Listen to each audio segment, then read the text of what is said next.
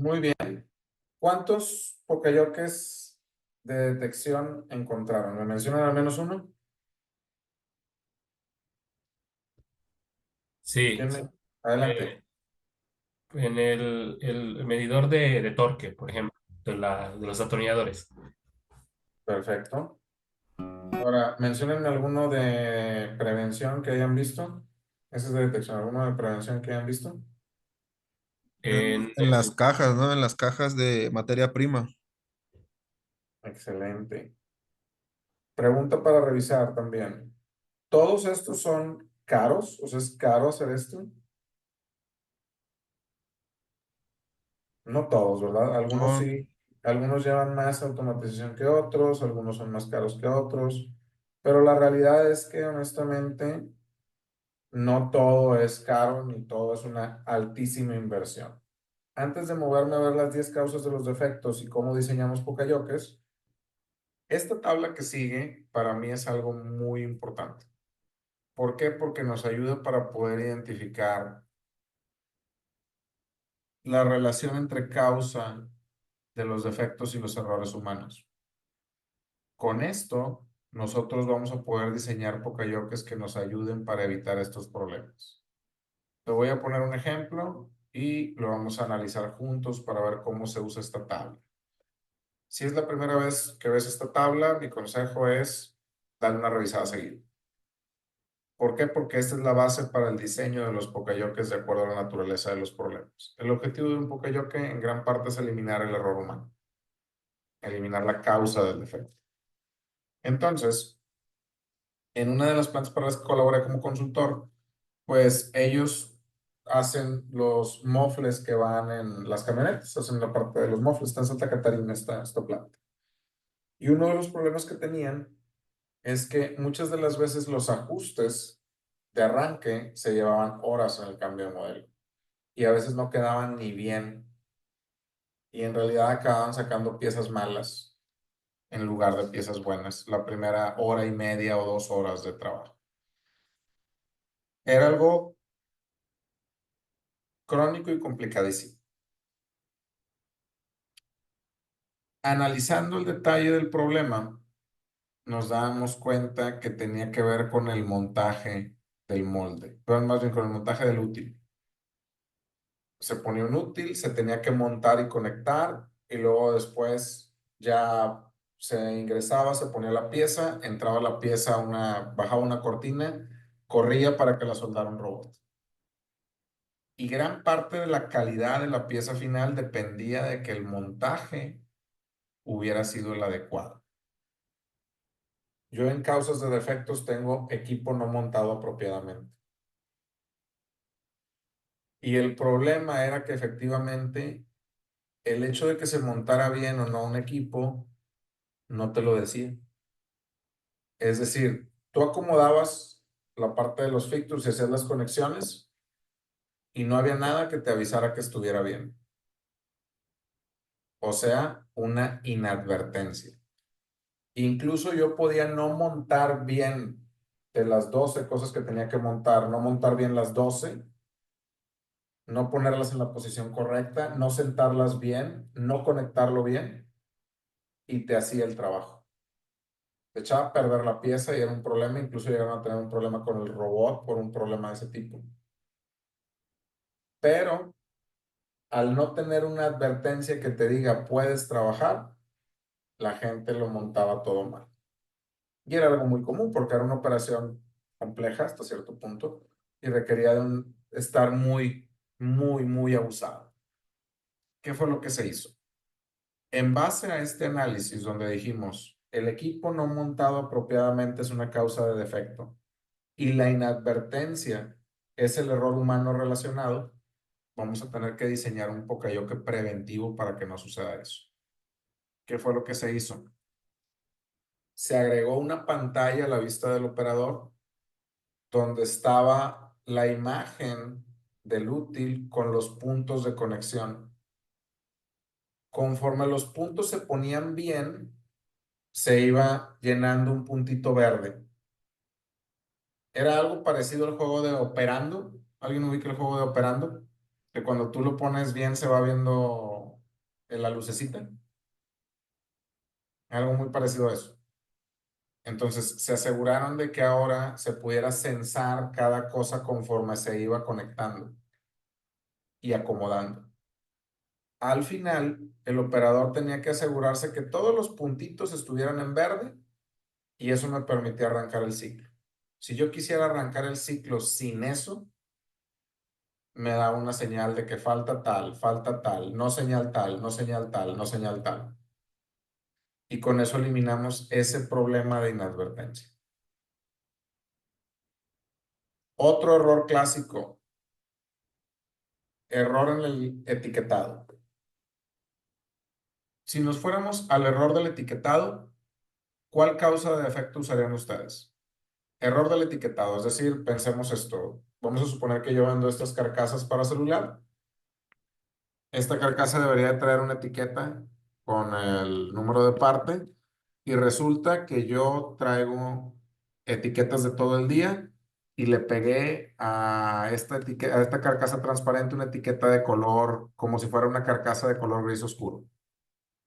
Etiqueté mal esto. Primero díganme cuál causa de defecto pondrían, que es la columna de la izquierda. ¿Alguna idea?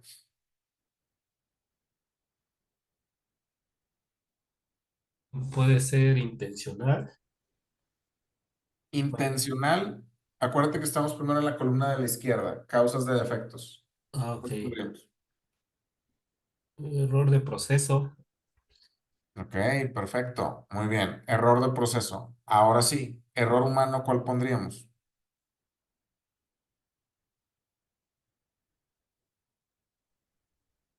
El intencional, ¿no? Que Intencional es que él adrede lo haya hecho pensando que no iba a pasar nada. Pues el de falta de experiencia. Yo aquí pudiera poner falta de experiencia, Inadvertencia. inadvertencia también pudiera ser. Entonces vamos a suponer que es inadvertencia. Nadie me avisó que estaba mal la etiqueta ni nada. Por tal motivo, pues yo puedo poner la etiqueta que sea. Error de proceso con inadvertencia. El punto significa que está fuertemente relacionado. Entonces necesito diseñar un poco yo que para eso. ¿Ustedes qué harían? ¿Alguna idea? Actualmente el proceso me permite al principio del turno tener todas las etiquetas de todo lo que voy a producir. Yo voy y pido las etiquetas y me las dan. ¿Qué harían ustedes? Pues identificar las etiquetas por colores para cada proceso que sea visual.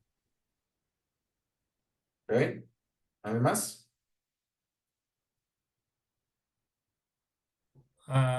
podría ser si la etiqueta se imprime en el lugar donde se toma, podríamos colocar esa impresora cerca donde se coloca y determinar una matriz a la impresora por colores, ¿va? Y si lo queremos automatizar y hay una diferencia de contrastes entre carcasas, para no depender de que si quien haya sido, ¿no? Coloque o no el número de parte correcto, pues el sensor detecte, que tengo una carcasa transparente, te imprimo esta etiqueta. Tengo una transparente roja, te imprimo esta etiqueta. muy bien, excelente. De hecho, es algo muy parecido a lo que hicimos. Al final del día, lo que hicimos fue que las pruebas que tenían que hacerle la carcasa, en este caso no una carcasa, un espejo, estaban ligadas a la impresora. Y en lugar de que la impresora me diera al principio de turno todas las etiquetas, la impresora estaba ligada a la prueba de verificación. Pues si yo pasaba la prueba de verificación, me daba la etiqueta individual. Y para yo poder tener la etiqueta de caja, teníamos la impresora de etiqueta de caja al lado. Cuando yo escaneaba 24 espejos y los guardaba, el peso y las 24 escaneadas me daban la etiqueta de caja. Entonces el operador ya no tenía por qué andar corriendo con etiquetas de todas. Al final de cuentas, eso iba ligado con la orden de producción. Entonces, para cuando me daban una etiqueta de caja, ¿qué quiere decir? De acuerdo al control del progreso de la producción, yo podía ver en mi pantalla que ya avancé un tanto por ciento de la orden en tiempo real. Y ahí estoy eliminando el problema de la falta el problema del error del etiquetado de raíz. Porque aunque quisiera yo etiquetar mal, no puedo porque no tengo las etiquetas. Por eso es tan importante que nosotros aprendamos a usar esta matriz. Porque si la aprendemos a usar, nosotros vamos a poder definir cómo diseñar un Pocayoke. ¿Para cumplir qué? Y cuando hacemos esta parte de diseño de Pocayokes, nos vamos normalmente a las 3 preguntas de diseño de manufactura. La primera pregunta es ¿cómo evito que se omita la operación? La segunda pregunta es ¿cómo evito que se haga 2 veces? Y la tercera pregunta es ¿cómo aseguro los requerimientos de producto y de proceso?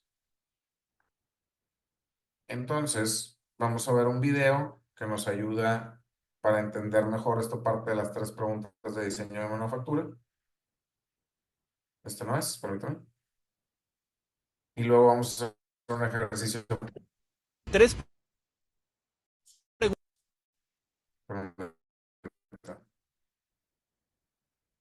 Bueno, más bien van a ser ejercicios, ¿ok?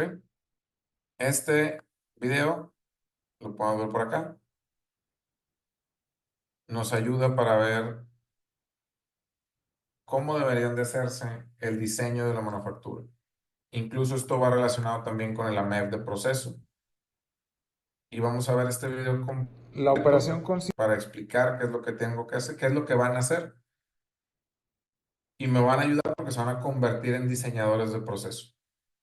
Es decir, ahorita ustedes van a ser ingenieros industriales y me van a apoyar resolviendo este problema que tenemos. Nosotros actualmente tenemos problemas relacionados con que hay tornillos que se quedan levantados, hay tornillos que se les da torque de más y se daña, ha habido piezas que llegan con tornillos adentro y pues queremos resolver este problema. Consiste en que yo atornille este motor en este espejo y tengo que poner 3 tornillos que son los requerimientos del producto con un torque de 1.5 a 2 newtons metro, que esos son mis requerimientos del proceso. La pregunta es, ¿cómo evitamos omitir la operación? ¿Cómo evitamos hacerla 2 veces? ¿Y cómo aseguro los requerimientos del producto y del proceso? Eso es lo que vamos a hacer aquí, ¿ok? Otra vez, para que no se los pierda. La operación consiste en que yo atornille este motor en este espejo y tengo que poner 3 tornillos que son los requerimientos del producto con un torque de 1.5 a 2 newtons metro, que esos son mis requerimientos del proceso. La pregunta es, ¿cómo evitamos omitir la operación? ¿Cómo evitamos hacerla 2 veces? ¿Y cómo aseguro los requerimientos del producto y del proceso? Eso es lo que vamos a hacer aquí, ¿ok? Muy bien. Ustedes me van a ayudar diseñando en un sketch cómo quedaría la estación de ensamble.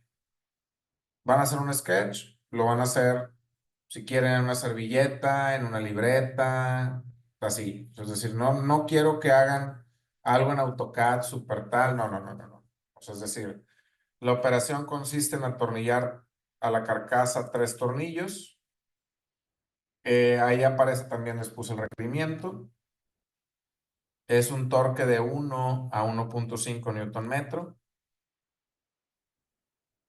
Y yo tengo que aprender a responder pregunta por pregunta. Quiero ser bien claro con esto, para que no se nos pierdan. Respondan pregunta por pregunta, por favor. Y tiene que tener el factor humano. O sea, es decir, tiene que ser una persona atornillando Tienes que responder pregunta por pregunta. Tiene que tener el factor humano. Es decir, no puedo decir que un robot agarre la pieza y lo haga todo. No. Y tienes que presentar un sketch. Puede ser algo muy elaborado, puede ser algo muy sencillo. Mi consejo es hazlo lo más práctico posible. Tú vas a presentar el sketch y vas a decir, nosotros, equipo 1, la primera pregunta la resolvemos con esto, la segunda pregunta con esto, la tercera pregunta con esto. Y este es nuestro sketch. Y así es como vas a responder el ejercicio.